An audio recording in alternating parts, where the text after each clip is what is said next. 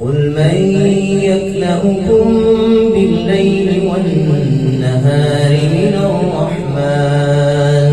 بل هم عن ذكر ربهم معرضون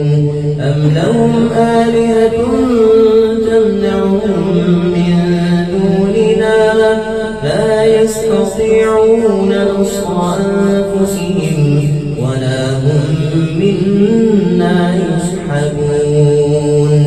بل متعنا هؤلاء وآباءهم حتى طال عليهم العمر أفلا يرون أنا نأتي الأرض ننقصها من أطرافها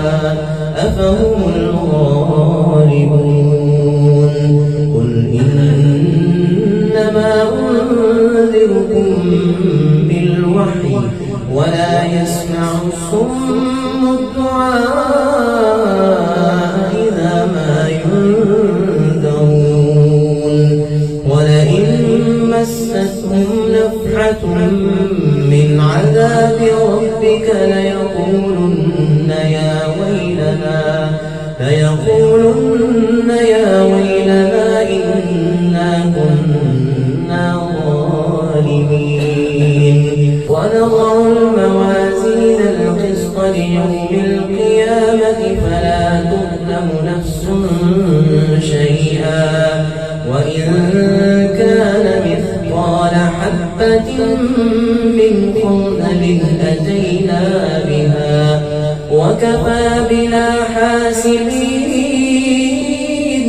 ولقد آتينا موسى وهارون الفرقان وضياء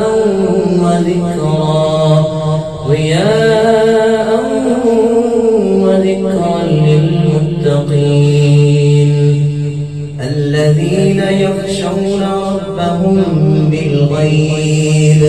الذين يخشون ربهم بالغيب